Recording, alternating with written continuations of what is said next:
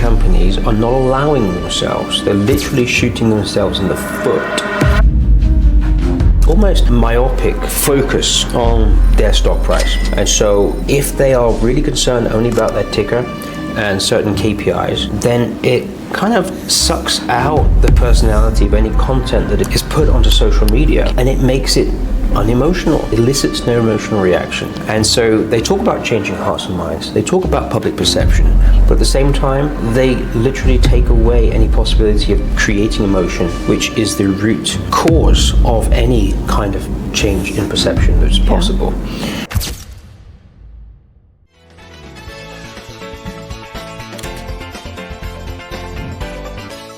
Welcome to a live episode of Oratory, where I have my friend and co-conspirator, Dr. Hayden Mort. Thank you, Lindsey. Hi, everybody. We're here in Spokane at an AEMA conference and figured we'd take the opportunity to hang out and talk shop. We recently had a post on LinkedIn. I will say that Hayden had a post, and then I piggybacked off of it and had perhaps slightly too much caffeine and really just sort of went off the rails on a soapbox tangent moment, talking about all of the ways that we have sort of a systemic pipeline problem more than a talent crisis. Because I really do believe we have amazing talent within the industry. We just perhaps don't always select it, promote it, retain it in the ways that we should, along with investment and all kinds of other things. So I think today the goal might be to talk around some of those things. Yeah, maybe some background for those who didn't actually see that post. This was based off a conversation that I had at SME in Denver at the end of February, and I was speaking to a senior mining geologist at a major global consultancy at an evening event.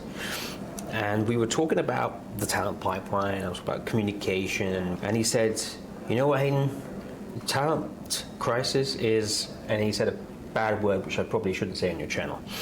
And he was essentially saying there is no crisis, there is a selection crisis. And he went on about the fact that many companies, including his, target grads coming out of elite mining schools or well-established mining schools. And we know what schools they are in North America. And he said, well, the issue with them is that, yeah, they're very academically able, but I wouldn't never put them in a room with a client because they're not able to communicate very well. Yeah. And so this kind of set off a few alarm bells because it mirrors a few things other people have said, but he crystallized it in a way which made perfect sense. And I've spoken to other people from other universities and colleges in the US who actually have a hard time getting their grads employed by the sector simply because they're not so well known. So Michigan Tech, for example, great grads, but they just don't come from the Colorado School of Mines, and they don't really get a look in. And so why is that? Why is there the discrimination? And so I guess my post got quite a lot of traction because I actually put controversy alert at the top that always grabs people's attention, and it luckily did create a huge amount of traction, 16,000 views so far, and people just talk about it saying agreed, understand. And because I wasn't saying it wasn't my personal opinion, I was basically saying this is somebody else's opinion. What do you think? Right. And then you, as you said, had a bit too much caffeine and just went off on one and say, you set me off. And then, yeah, the point is it got people talking, and that can only be a healthy thing in this case. I think sharing ideas, whether they're our own or others, and then inspiring conversation is a really important facet of what you and I often get to do. And I think the reason that I value that at times so much is because then we're churning up sort of an emotional response versus one that's calculated and, you know, a deliberate response in a boardroom or at work or something like that, where people feel sort of like, I will share my experiences. And from that, I think we can all learn. And I think beyond that, part of what I'm consistently reminded of is that we're all trying to do a little bit better, but sometimes we're stifled by legal or by shareholders or by a company having a value belief standpoint on things. And so we can't always share these things more publicly outside of personal opinion. Yeah. So this is a conundrum, essentially. And it goes to the recruitment issues. Many mining colleges are either suffering, being really tightening. Their vice chancellors are cutting their budgets because there's not enough recruitment. And this doesn't just affect mining, it affects all STEM subjects at the moment. But when we're talking about the great issues that the world faces related to the energy transition, climate change, sea level rise, and of course critical minerals and mining, we need more people studying the earth, not just mining, the earth. And so if we have this atrophy of potential talent coming out of K-12 or high school and hemorrhaging that potential talent, we need to do a much better job in selling ourselves. And this goes to what you were saying about the issues in the boardroom. Mining companies are not allowing themselves, they're literally shooting themselves in the foot because of their almost myopic focus on their stock price. And so if they are really concerned only about their ticker and certain KPIs, then it kind of sucks out the personality of any content that is put onto social media, and it makes it unemotional. It elicits no emotional reaction. And so they talk about changing hearts and minds. They talk about public perception, but at the same time, they literally take away any possibility of creating emotion, which is the root cause of any kind of change in perception that's possible. So they need to radically rethink, in my opinion, the way they communicate. We can talk about that. And honing that in to something that I focus on often is the recruitment side. And I've argued that we have to create a more human experience around that. But we aren't going to get either unless a company can talk about their values, their vision, their broader why, which you and I have talked about over and over again about being an EVP, so employee value proposition, and beyond that, right? Because if a company purely exists to dig holes and talk about the drill results, that's not compelling. That's not solving the broader issues that you just mentioned. That's not attracting, talent or investment or individuals who want to go to school and learn how to do that, because their focus is too narrow. And so broadening that spectrum, as you're suggesting for the investment side, is exactly what we also have to do for the talent pipeline or STEM or whatever. We need to have individuals considering learning about the earth and taking action, right?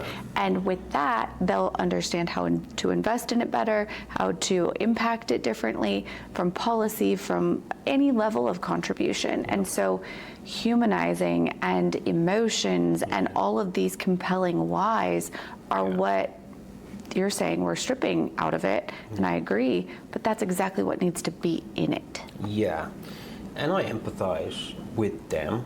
They have lawyers all over everything, and the lawyers, if a company has a legal obligation to their shareholders, and the shareholders don't hold shares for very long, then the legal is going to be like, well, so if you put some content out there which kind of hurts sentiment and the share price goes down, shareholders can take legal action against you. So their hands are somewhat tied. But at the same time, to resolve something like that, it does require a mind shift in the leadership of a mining company. So a CEO has to take an executive decision to say, this is the way we're doing it. Legal, make it work in this case. Okay, I'm going to kick out some fuss about that, but it certainly can be done. And so, yes, you've probably seen this graphic from McKinsey where you have a shocking disinterest, even hostility amongst the next generation about even considering a role in the mining industry. And so whether you are talking with shareholders or different kinds of shareholders who are more impact investors, or you're talking about the next generation, it requires an injection of emotion. And so mining companies, underground geologists or engineers are very KPI driven. They really don't see communication as anything more than a passing interest, and they keep referring to it as a soft skill. And you've probably heard me say it before, but it's not a soft skill. Right. It's an absolute critical skill if you are concerned about recruitment, about retention, about turnover, and about diversifying your shareholder diversity. So it needs to be taken way more seriously. Yeah. And how do you do that? Well, we can talk about that. That's a lot to unpack. Yes. In short, yes. I'm thinking of exactly where I want to start with that, because I really think that without the soft skill, so to speak, of communications, often why I'm brought in as a search consultant is because someone has failed in their ability to communicate and or lead or make decisions based upon what's going on in the market or in the organization. And generally that points back to their ability to communicate the vision, the mission, the results, the KPIs, what's expected to the market internally, and everything else. And just as we started off with your conversation about this geologist and what they said, they call us because someone can't be client facing, can't write a report. I mean, it could be small, but this is one of those ripple effects that goes into every aspect of what we do. And so I don't think that we can ignore the fact that we have to do it differently. And an area that you didn't mention that I also think is highly impacted is ESG and community relations, or social license to operate. And so it's not just the pipeline and what we get to keep, it's everyone else that we get to talk to outside of even in the investment circles. And so I don't have a solution other than saying, hey, we all need to figure out how to communicate differently. And I think that's where you come in teaching and training people to communicate differently. But also coming from a standpoint that's disarming, that's empathetic, that says, I need to learn from you so that we can meet you where you are and ideally carry this forward. That solves the, I think, external pieces. We need to also do that internally. So again, a lot to unpack there. Thanks, this is hardball here. I know, we need to take notes.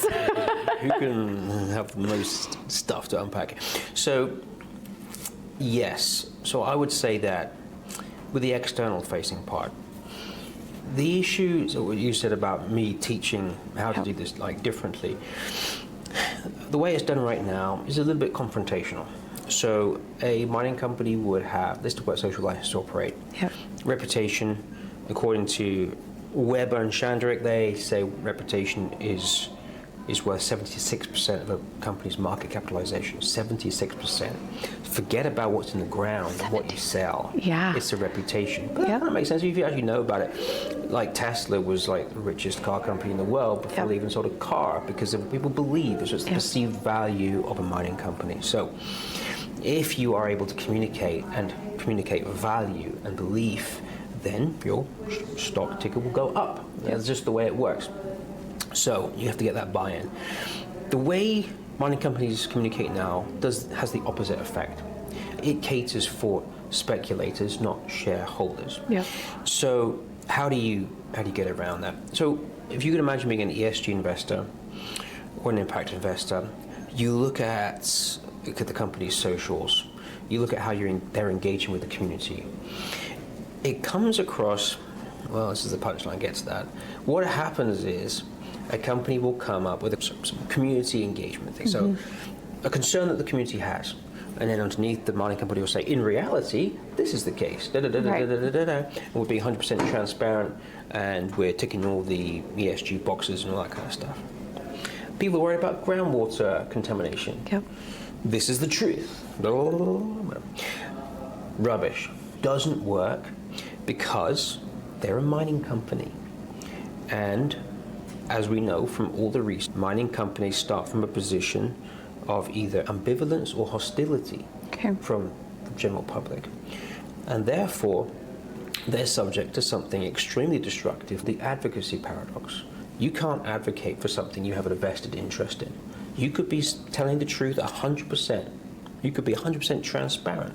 Doesn't matter, because you're a mining company and no one trusts you. So they have to be very creative in the way that they communicate. They have to use empathy skills to actually align themselves with the general public. So, for example, if someone says, we're really worried about the contamination, or we heard that contamination has happened, something like that, then a mining company, instead of rebutting that directly, and this causes instinctive defensive mechanisms to kick in by the listener or the reader, the viewer, then the mining company has to label that concern. They have to say, you're really concerned about groundwater contamination. Yep. That's a seriously important question to us. So again, this triggers parts of the brain, in this case what's called the basal ganglia, where instinctively the person says, a mining company is not meant to say that. They're not meant to actually voice our concerns. And so because the basal ganglia, what it does is it actually evaluates what piece of information should we attend to and what should we not attend to. Okay. If you say something which is expected, which is we're 100% transparent and sustainable, we're going to say that. Yep.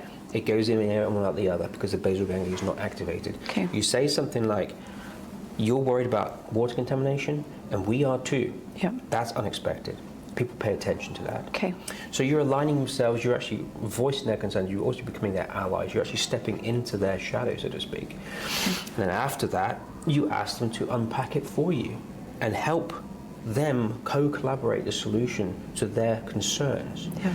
So that question of co-collaboration, it decreases all manner of centers, brain sensors which are destructive. So the insula, which evaluates fairness. We want things to be fair. Yeah. It reduces the activation of the anterior cingulate cortex, which evaluates power asymmetry. So you want to have these things balance out as much as possible. You're empowering people, you're standing next to them, you're co-creating solutions, and you're kind of eroding that resistance. Okay. And so it does require you to communicate with empathy. This is called tactical empathy, but it almost works so well, it's almost like a Jedi mind trick. But in fact, it's just emotional intelligence. And we have to understand that a mining company just has no emotional intelligence right now. So this is powerful. It lubricates social license. Yeah. It gets communities to actually get buy-in to your project. And mining companies are always saying it takes 15, 20 years to take anything out of the ground. That's because you suck at emotional intelligence. It creates obstacles. If someone could go to a court and you've got legal obstacles to put on top of that, and so everything gets stuck. Yep. Communication is what lubricates everything. Yep. So it has to be done differently.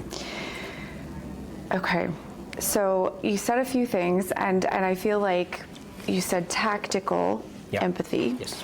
We've talked in the past in several other circumstances that we've done podcasts with or comments on about strategic empathy. And I'm going to start there and then kind of go into some other areas, because you said so many things that I think are really important, but what's the difference between tactical empathy versus strategic empathy? None. Okay. They're kind of just two things with the same name. Okay. I mean, if I had to say it. So tactical, it sounds a little bit underhanded, right? Okay. This is like a war. It's not a war.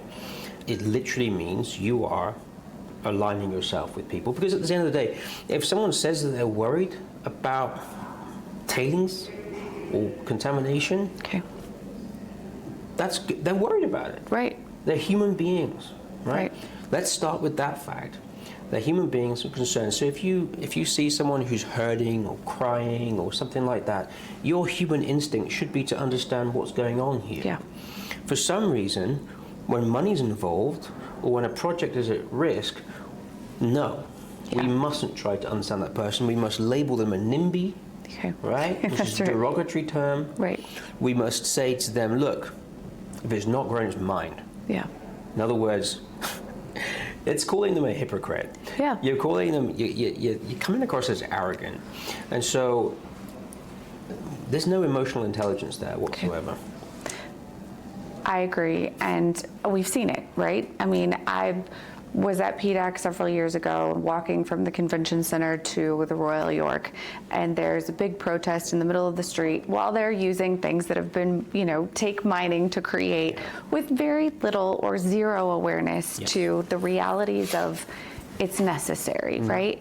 And so then we're like, oh, well, these people just don't know that everything is made because of mining. And that's a communications problem. Yeah, exactly. And instead we react in a way that's defensive and hostile rather than creating sort of oneness between that individual or group and what we're doing. And I think that that's ultimately what we're talking about. Okay, so now that we've gone over strategic and tactical empathy, something else that you mentioned that I think is really relevant is that in order to make investment happen, in order to make change, we have to have emotions, right? And so we started this all off by saying this has to be humanized in some way. Emotions are a very human thing.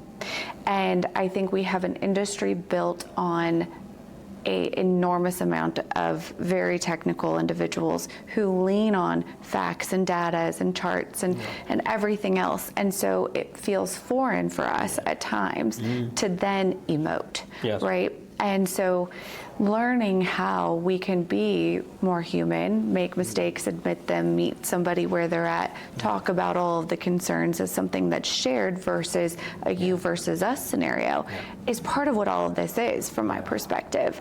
But we're really bad at saying, I messed up, or I don't know all of the answers, or that's a valid concern, or perhaps just creating a scenario where, I just recently did a mental health month series, and we said talk is tough, and the ability to say, hey, I don't know everything is both a relief and something that's really scary for many people. And so I've made this much broader than it probably should be, but humanizing is, I think, what we've missed all of this time, because we show up as technical fact seekers rather than anything else. Our industry is based on the science of geology and engineering, and so something happens to us when we go through that academic process of becoming a geologist or engineer, and some of these people will become CEOs and stuff.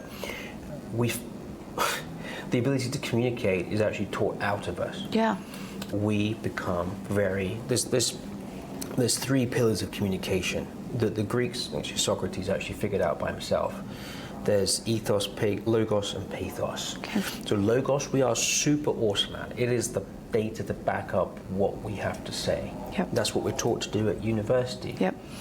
There's the ethos, which I don't know what it means now. But there's the one thing that we don't do, and that's the pathos, and that is the emotional connection that we have with people. So if people don't feel any emotional connection with what we say, they won't do anything.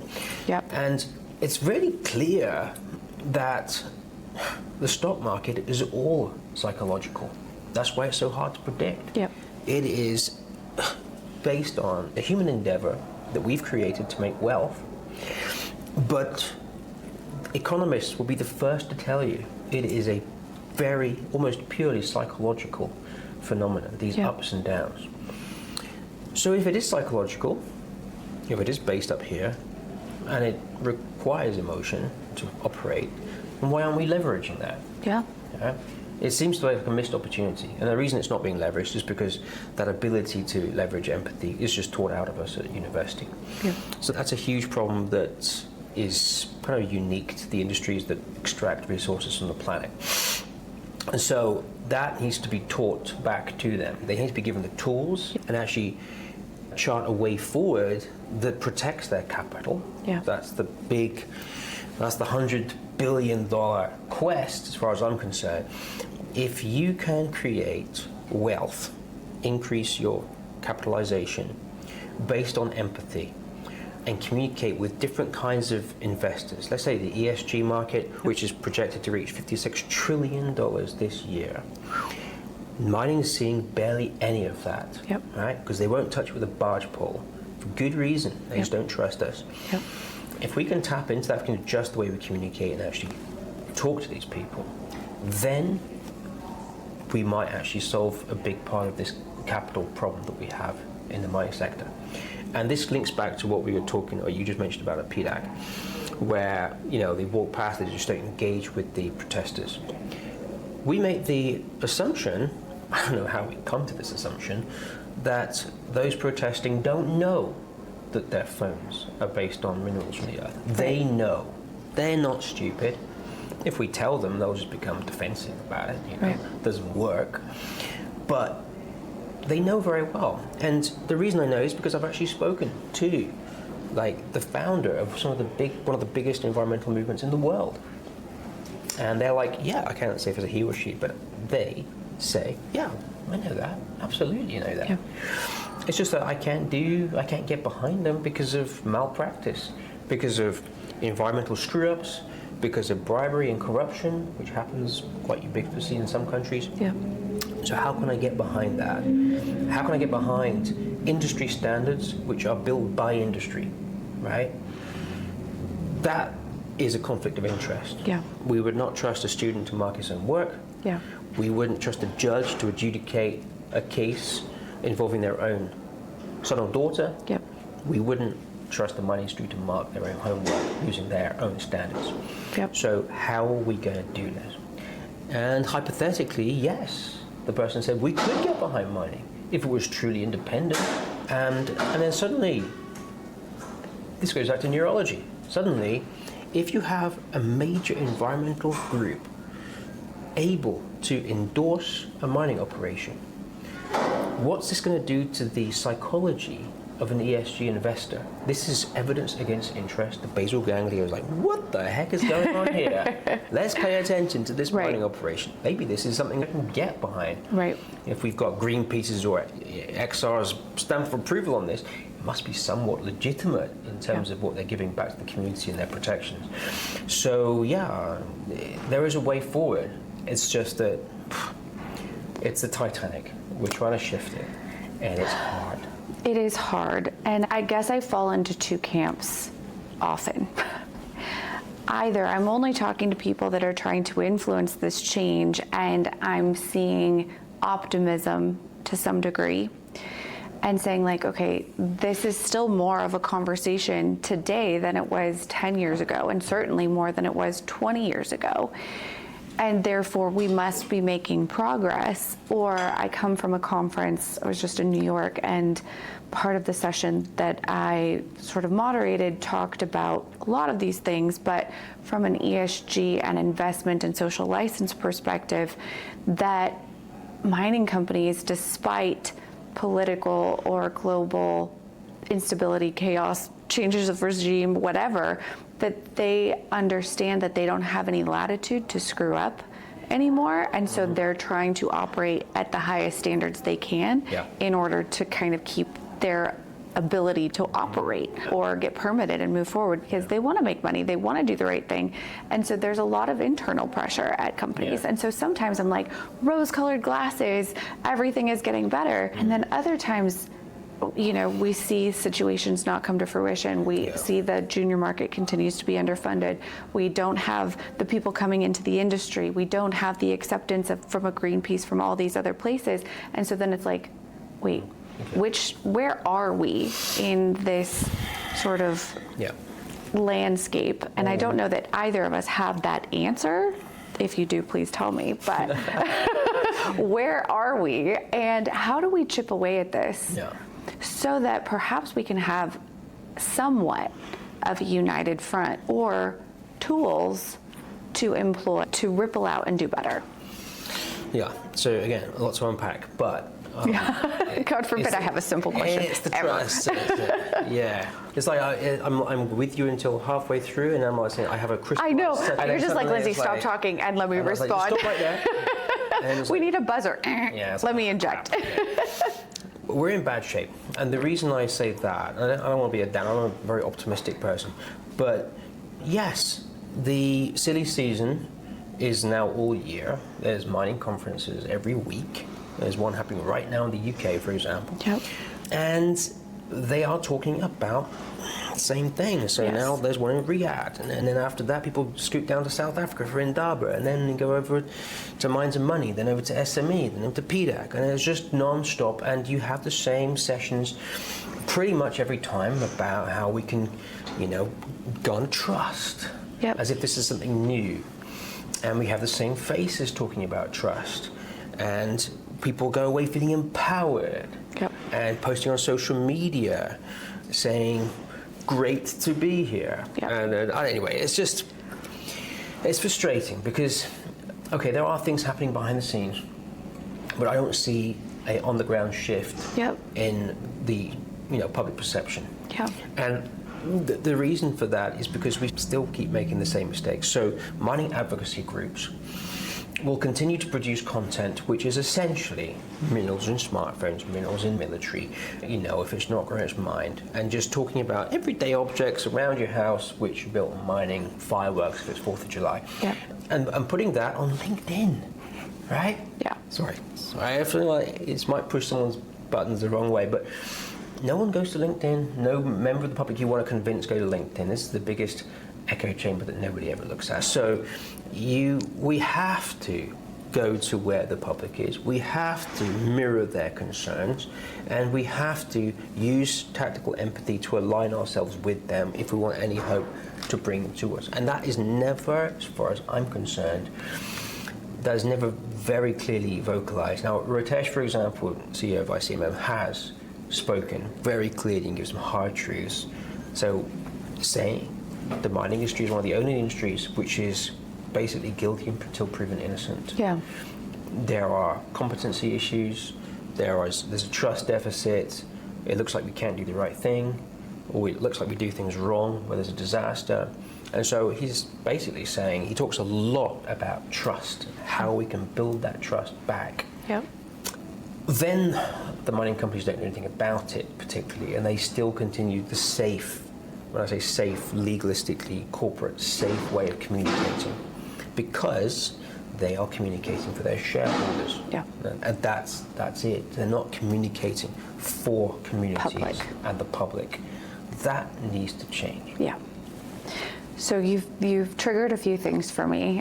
One of which is it's an echo chamber, right? And you and I both sit here at a mining conference with people that we've met and talked to before. And while it's great to be here, and while there may be someone that's new, it's our own echo chamber. And I absolutely advocate for all of us learning and doing better and using the tools and resources that we have from one another to do that, but we have to break that. Yeah.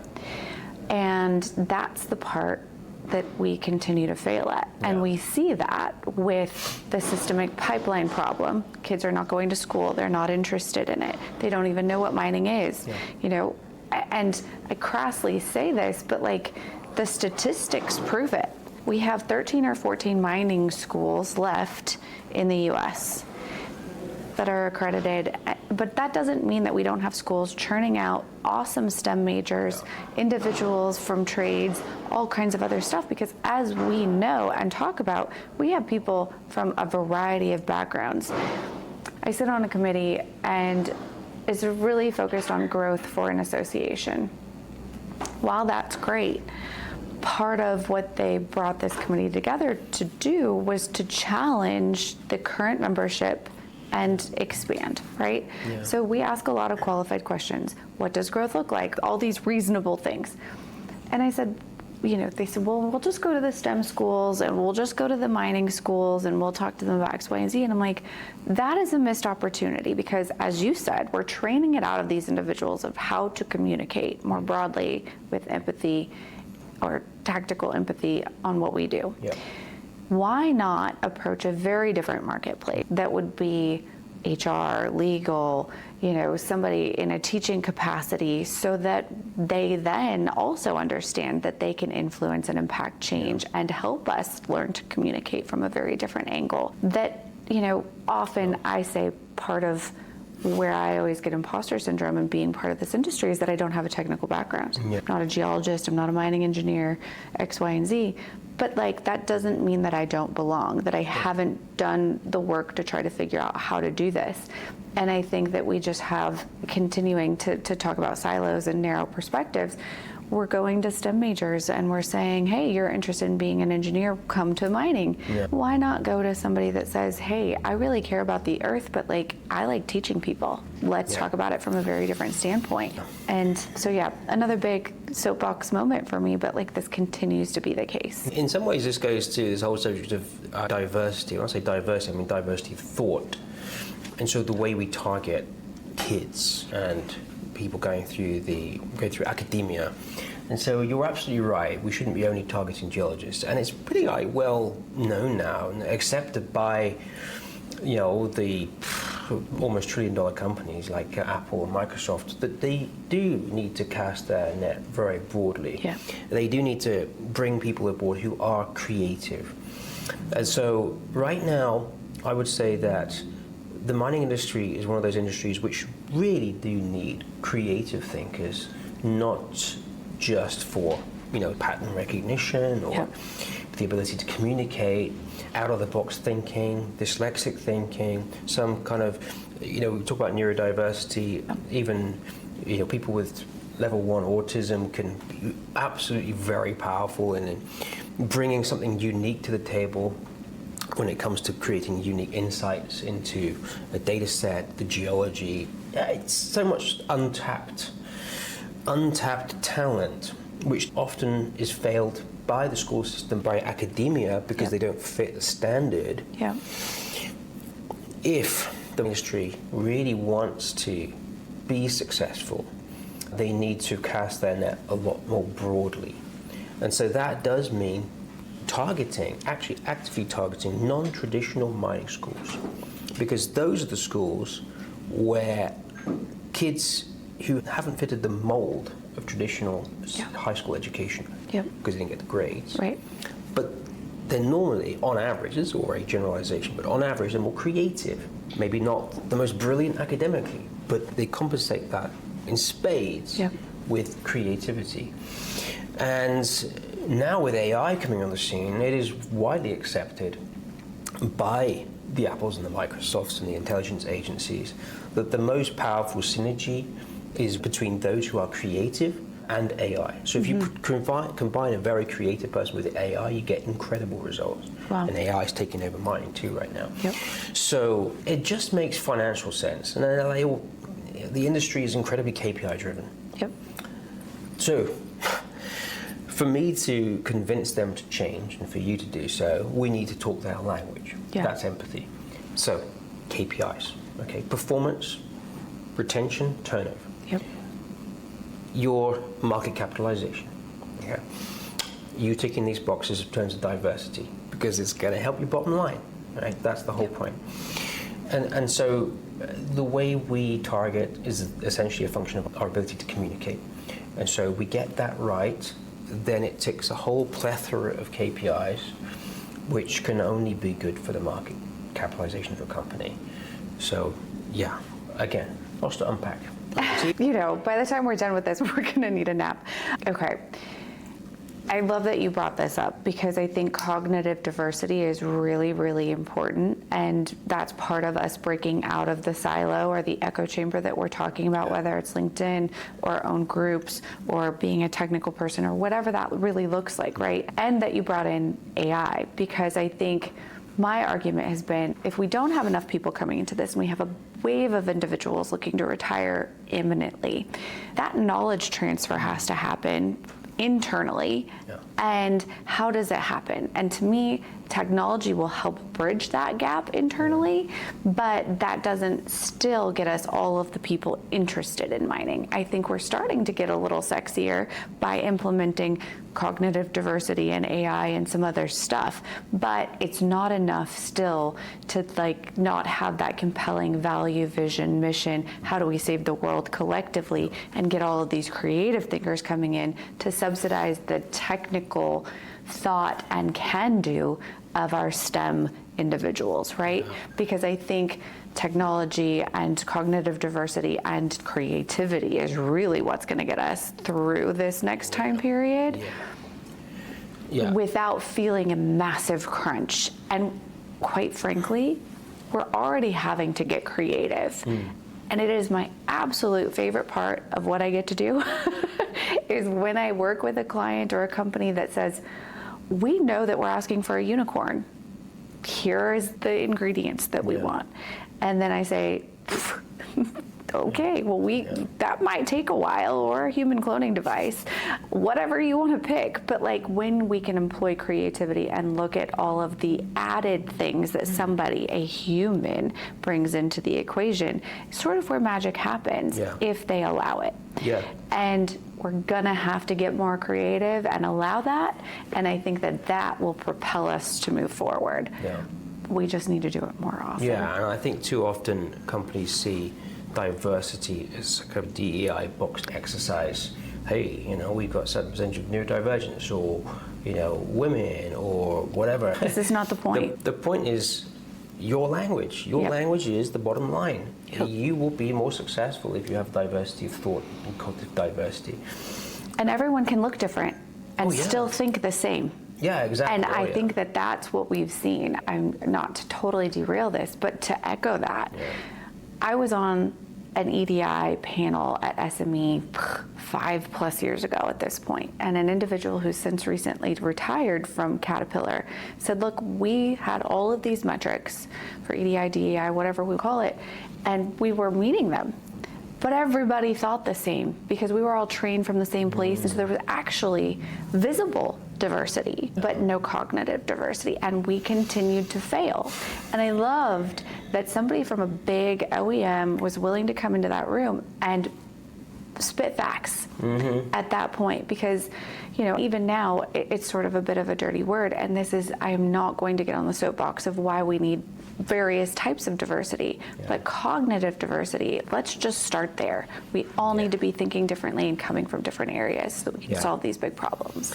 Yes, and I'm just thinking to myself if I should share an insight that was provided to me recently by an ex-employee of a very major mining company, but go for it. Yes. No. As my husband likes to remind me, no one listens to you anyway, Lindsey. Out of love. This is out of love, I think, but humbling moments in my life. Yeah, so you're absolutely right. Fulfilling these ethical obligations should be done because it's good for the business, but suddenly if everybody becomes yes people around the same table, then there's literally no point. And so let's just talk very quickly about gender diversity. Now, women bring to the table some unique qualities, and in fact I know that because the very first supporters of my business were women who instinctively saw the value of communication, and it took a while for the men to actually catch up. So now, in a mining company, and especially in majors, I've heard several stories to say that women are elevated to senior positions, but they're a certain type, and this is, I have to be very careful how I choose my words here. So the woman that I spoke to said that the women who are elevated are pretty hard-nosed, and she used the expression, they act very much like men. Now, what does that mean exactly? Right. Okay, so the company itself is getting more diverse, a better gender balance, no question about it. But in order for a woman to become elevated to a senior position and fulfill that gender diversity obligation that the company has committed itself to, they do need to be of a certain type. They need to be pretty hard-nosed, very KPI driven, which is not the kind of soft skills, or critical skills in this case, that I'm accustomed to women bringing to the table. Very humane, very empathetic, and thinking quite laterally often. And so that's a real shame, because I think women are fighters, they have come up against it, and they do have these critical soft skills that should be ubiquitous in these companies, but in order to reach those higher levels, they need to tone that down a bit. I don't know. Maybe this is controversial, but this is what's been given to me at least. Is it controversial? Because we've basically argued the same thing, right? Yeah. So we've got people who come from STEM and who are technical thinkers, and we've trained them out of being strategically empathetic and learning how to really go back to our roots of being human and emotional and all of those things. So we've trained it out of them through schooling. And essentially we're doing the same thing, arguably, with many women who rise to senior leadership positions in at least major mining companies, right? We're training that out of them and taking some of the things that make them great to make it more palatable for everybody else. Yeah. Because we all like to identify with one another, and so we're taking out their superpower, which is really unfortunate. So that maternal instinct that women have, just being that empathy that you have to have. I mean, obviously, I have more amount of empathy too for my son, but there is something about that, something special about that maternal relationship, which is a superpower. And I just think that should be embraced, and it's a real shame because empathy is empathy, and we empathize with our kids and with our friends. When did it become bad to empathize with our colleagues or, with local communities? This is clearly a human quality that we deprive ourselves of this power when we're in a corporate setting. It doesn't make sense. We scale it up to a corporate setting and suddenly our whole company seems aloof and disconnected. Again, this is my rose-colored glasses coming out, and something that I've done actively in my practice as a recruiter, because occasionally somebody will come to me and say, the writing's on the wall, we're not making any money and I'm going to have to find a new job. But more often than not, the reasons for coming to me and seeking a new opportunity are all of the things that we don't talk about. Perhaps poor leadership, perhaps the inability to be heard at a table when you come up with a new idea, because you're not feeling supported in your personal life so that you can show up appropriately in your professional life. All of these soft things are why people choose to leave bosses and companies. And to think about that, right? We have to be appealing to individuals from a very human level to retain them. And most of what we do in that is not, like, people will say, hey, I need to make more money, or I need better benefits, or whatever the case is. But they need to be supported, because we spend an immense amount of our time and our lives at work and with other individuals that we work with and for to make this very inhuman scenario happen, right? And so I've said for years and years, I know that this is what a CV traditionally looks like. I know that this is what a resume traditionally looks like. I read hundreds of them every month. And the ones I remember is when they do something quirky or weird, or give me insight to how they actually communicate, or something personal about themselves, something that strikes me, and I'm like, they might not be perfect, but I'd like to talk to them. Or those that perhaps don't even send their resume immediately, and God forbid, pick up the phone and call. What's interesting about this to me in my role is that humans and emotions and all of the stuff that we try to wipe clean because we rely on data is the part that makes us, like you said, women, that's their superpowers, that they're humane and they've got this maternal instinct. What makes all of us great is that we have differences of opinion, different things that matter to us, all of that stuff. And so I tell young professionals all the time, I know that you want to fit into this mold, that you think you need to be X, Y, or Z, that your CV needs to read this specific way. But I would challenge you to be as authentically yourself as you possibly can, because that will infiltrate the organization, so that rather than you being round peg, round hole, that they're building part of their company around you and your needs and all of the things that you're excited about. And perhaps you're having this oneness And this is like a very romanticized version, but it does happen because we're all humans at the end of the day. And so like you want to work with people that are great and that you like. So if you see like, oh, hey, I played lacrosse and like I enjoy camping on their resume, or they write something about how they want to impact social change, you're like, I would really like to talk to this person. They have almost no experience, but let's just make the call and talk to them. It makes a huge, huge difference. And to show up at interviews and say, these are the things that matter, and interview the company as diligently as they interview you, because that is important. Everything aligns. So again, big soapbox moment, but go up and show authentically yourself, because that will change how companies have to do business.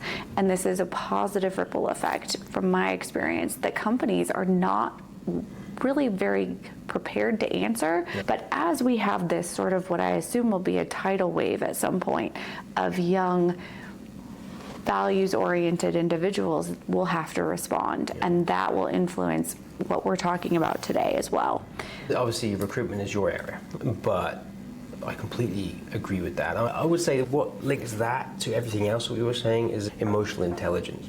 And so if a mining company can't see the individual qualities of someone and how that can fit, well, everybody can fit, this has to come from the top.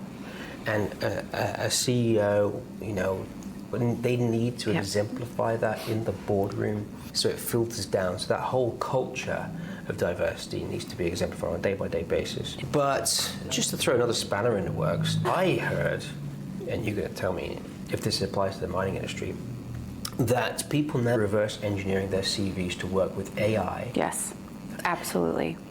Because mining companies simply use AI to filter out CVs and create shortlists of people they want to interview. So that reverse engineering, in other words, ask an AI to generate or personalize their CV for a particular role. Yep. The AI will recommend hidden text on CVs to actually work with the model. So it'd be white text on a white background, so we can't see it, but the AIs on their system will see it. And so they're more likely to get through. So people are now working with AIs to simply bypass that system and just get a flipping interview. Yeah. Right? Now, you're saying you read hundreds of CVs a week. Yes. So, as I go blind and I lose my train of thought. Do you wear glasses? So that's another can of worms. We are going off on the deep end. Yes, we really are. So I'm going to go back to like the dark ages. Because just for people, the link here is that we are removing empathy. By depending on AI, we're removing that human element. Yeah, so people could talk about lacrosse and they're a dog person, but the AI don't care about that. No. They don't care at all. And companies that are using it are failing. Oh yeah? There's evidence for that.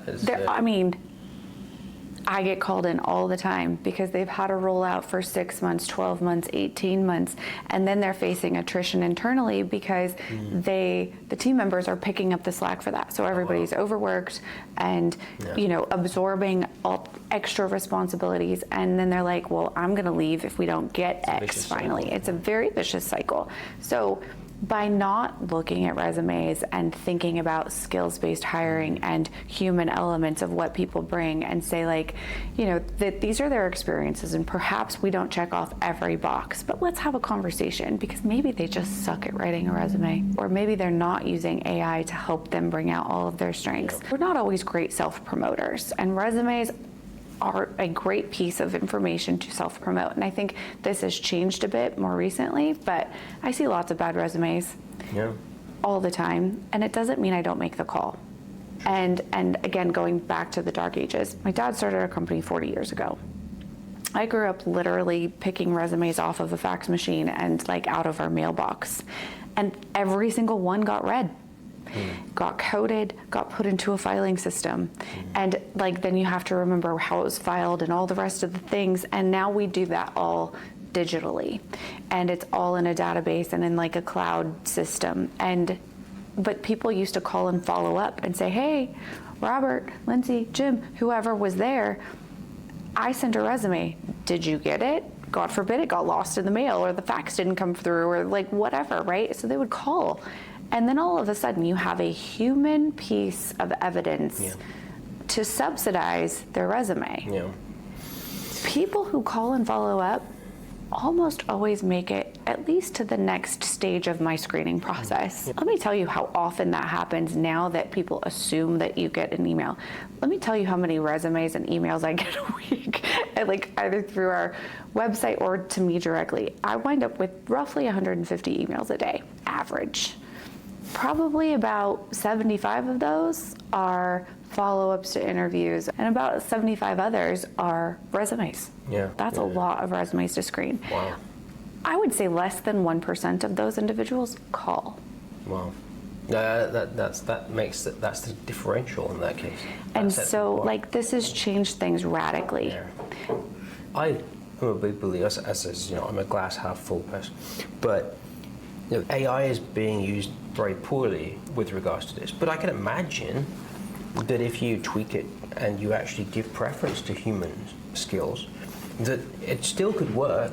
There are really cool ways leveraging AI and alternative technologies to, one, help you with general flow of influx at a big company, right? Because I think the value that I get to add, shameless plug here, is that companies will say, okay, we'll post a geologist position, and they get the school line cook applying, or somebody that has a rock collection or something like that. And so you have to separate really valid individuals from those who want to do.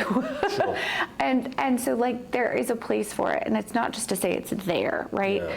We're implementing a really cool new thing where we can basically use it like a GPT and be like, I had a conversation with this guy this one time. We talked about Elko, copper, his name starts with an F, and put in all these things, and then it'll be like, here are 5 people that match that in the database. And so it allows me to basically take my human failure components out of it and try to drill down into a searchable tool where if I had to go through a filing cabinet, I may never come up with that person, right?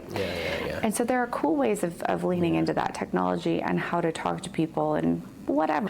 But I've started to do that recently, actually, because you can train an AI in tactical empathy. So we're going right back to the really cool. I want to hear about this. I've actually created GPT to I've trained it on over $50,000 worth of tactical empathy, professional negotiation skills. I've put into it the entire content of all of my platforms. 55 articles on neuroscience and how the brain works when it comes to, negotiation and getting social license, both individually and group psychology. And then I've kind of tied these things together so that when people ask, how could I go into a town hall meeting and deal with an aggressive member of the public who's worried about this, that, and the other? It creates incredibly incredible responses, which is so implementable and so powerful. And it'll role play with you. It'll very accurately, spookily, and so it was actually correcting me just to get an idea. So it would imitate human sarcasm and pointing fingers. Wow. And it was how would you respond? So I would mirror, I would label, I would do everything that I knew how to do, and then it would tell me what I did right, what I could do That was better. Great, however. Yeah, exactly. You tell me how I could do things better. And it was impressive. I was proud that I made something like that. I was, wow. So AI, it can give back. It's amazing. So we worry about AI taking away our humanity. It can actually train us if we train it. It was incredible. I love that example, and we certainly have leaned into AI in some certain areas, but I tell candidates all the time, I'm like, look, you should be using this kind of technology to help you understand a job description, your skills, and how to present them in a better way, because we're not always great at it. And I've told people, look, if they like that sort of thing, often we'll go through mock interviews or get them to a point where they're better from perhaps a negative scenario to go into an interview and put that into a framework that serves them in a positive way. But guess what? AI can help with that too. And so, I'm not trying to give my job away, because I think there's room for all of this, and we have to figure out how to leverage that. But creativity, humans, and technology, I think will get us over this very awkward hump. But in the meantime, we need to be having this conversation outside of our silo. Yeah. And I feel like we could go on, but I have no idea how long we've already gone or if the battery is going to die. We're getting close. And it's they're about ready to order dinner. And technically, we have dinner in 2 minutes. Okay. So, like, maybe Let's wrap we have it some up. wrap-ups. My tummy's growling. Okay. Emotional intelligence. Mining industry's got to do a better job. That's your takeaway? Yeah. Oof, I think I already shared mine. I think it's going to be, sort of a three-pronged scenario. We need technology, we need to humanize, and we need whatever my third one was that I now have no idea. I'm really good at my job. Well, God forbid I take myself seriously. I don't know what we need to do, Hayden. I think we've solved the world's problems, haven't we? Clearly, Yeah, we've talked ourselves in circles, and now it's time for calories. Okay, cool. So, thank you all for joining us on our live impromptu version of Oratory from Spokane, and thank you, Hayden, for all of your insights. And one of my favorite parts of talking to you always is that I get to learn something more about neuroscience, and you just dangle these little things in there, like little nuggets, and I love it every single time I go home and use it against my children. Thank you for having me. Thank you. Bye.